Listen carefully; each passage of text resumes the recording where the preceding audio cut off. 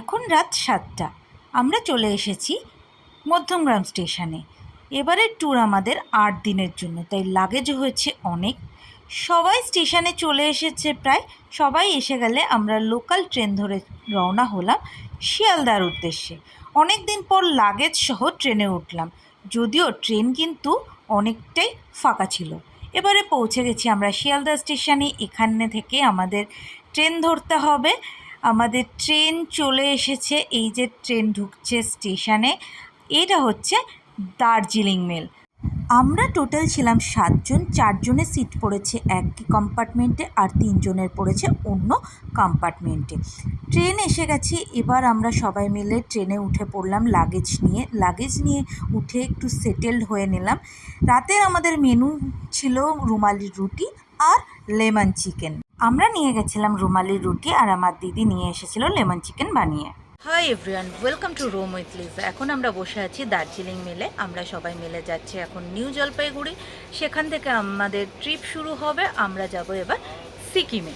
সিকিমের মধ্যে আমরা কভার করব পেলিং, গ্যাংটক, নামচি। সবই তোমাদের সাথে ডিটেলস শেয়ার করব, দেখাবো ওখানে এখন কি সিচুয়েশান, বরফ কেমন আছে, কি আদৌ আছে কি না বা নেই, সব কিছু তোমাদের সাথে শেয়ার করব।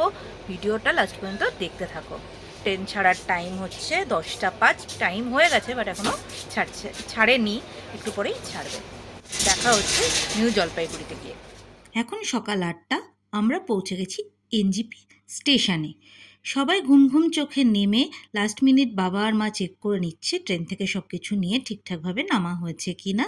আর আমাদের গাড়ি কিন্তু এনজিপি থেকেই বুক করা ছিল। এবার আমরা রওনা দিলাম গ্যাংটকের উদ্দেশ্যে। এখন যাচ্ছি গ্যাংটক। টাইম লাগবে, রাস্তায় অনেক জ্যাম আছে। আমরা এনজিপি থেকে প্যাকেজ করে নিয়েছিলাম গাড়ির জন্য।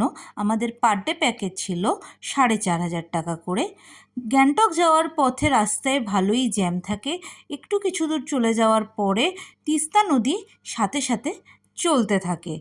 রাস্তায় এক জায়গায় দাঁড়িয়ে আমরা ব্রেকফাস্ট করে নিলাম। ব্রেকফাস্টটাও ভীষণ ভালো ছিল। তারপর আবার জার্নি স্টার্ট হলো। রাস্তায় অনেক জায়গাতেই কনস্ট্রাকশনের কাজ চলছিল, কারণ রাস্তার পাশ দিয়েই বয়ে চলে খরস্রোতা তিস্তা, যেটা বর্ষাকালে খুবই ভয়ঙ্কর হয়ে ওঠে। পুরো রাস্তা ধসিয়ে নিয়ে চলে যায়। ড্রাইভার দাদাকে বলে এক জায়গায় নেমে আমরা তিস্তার ভিউ পয়েন্ট এনজয় করছিলাম। এই হচ্ছে আমাদের টিম। আমরা টোটাল 7 জন। আমি, মা, বাবা, পিছনে রয়েছে ত্রিদীপ কাকু, তার ওয়াইফ এবং তার মেয়ে তানিয়া। খুবই মনোরম একটা পরিবেশের মধ্যে দিয়ে আমরা আস্তে আস্তে এগিয়ে চলেছি গ্যাংটকের দিকে। পাশে তিস্তা নদীটাও দেখতে কিন্তু অসাধারণ লাগছে। আমরা ঢুকে গেছি গ্যাংটকে। এবার আমরা এই রাস্তা ধরে পৌঁছে যাব আমাদের হোটেলের কাছে। আমাদের হোটেল হচ্ছে মিংটকলিং। আমরা থাকবো 3 দিন গ্যাংটকে। পৌঁছে গেছি আমরা মিংটকলিংয়ে। এখানে পার ডে রুম রেন্ট ছিল 3,500 টাকা আর ব্রেকফাস্ট ছিল কমপ্লিমেন্টারি। আমরা এখানে মাউন্টেন ভিউ রুম বুক করেছিলাম। আমরা দুপুর 2টো নাগাদ গ্যাংটকে পৌঁছেছিলাম। এইটা ছিল আমাদের লাঞ্চ টাইম। আমরা রাস্তাতেই বৃষ্টি পেয়েছি, তো বৃষ্টি হওয়ার কারণে চারিদিক পুরো সবুজে সবুজ হয়ে উঠেছে। এটা হচ্ছে হোটেলে আসার রাস্তা। খুব সরু এবং খাড়াই রাস্তা, আর এখান থেকে সিঁড়ি দিয়ে নেমে আমাদের হোটেলের রুমে যেতে হবে।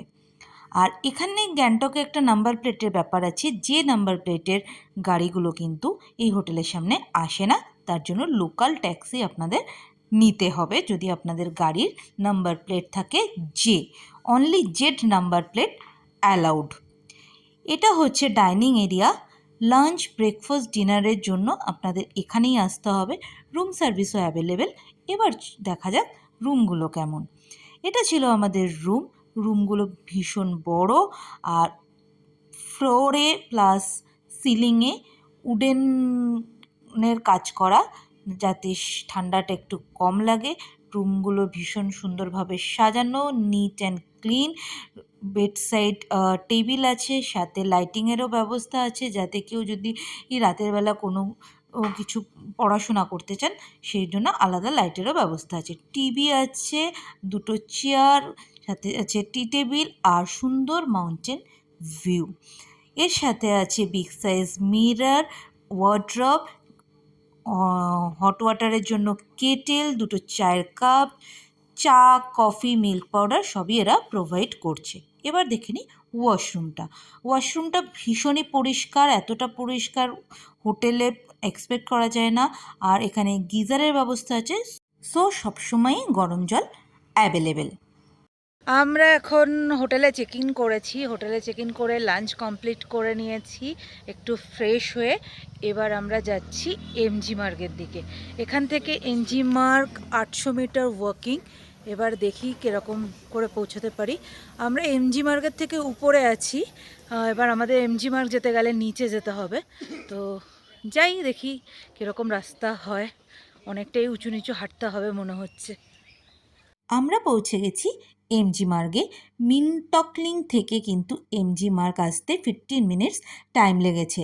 আর এমজি মার্গ যেহেতু মিনটকলিং থেকে নিচের দিকে, তো আসার সময় কিন্তু কোনো রকম কষ্ট আমাদের হয়নি। এখানে বেশ ভালোই এখন ঠান্ডা, আমরা এসছি মে মাসের 10 তারিখ, ঠান্ডা বেশ ভালোই আছে।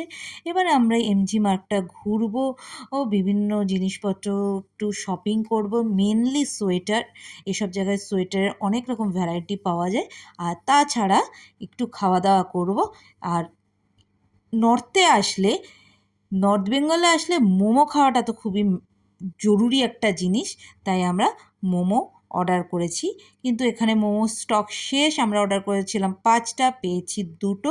মোমোটা কিন্তু দুর্দান্ত ছিল, প্লাস মোমো যেভাবে সার্ভ করেছে সেটাও খুব ভালো ছিল। ভিডিওটা ভালো লেগে থাকলে অবশ্যই সাবস্ক্রাইব করো।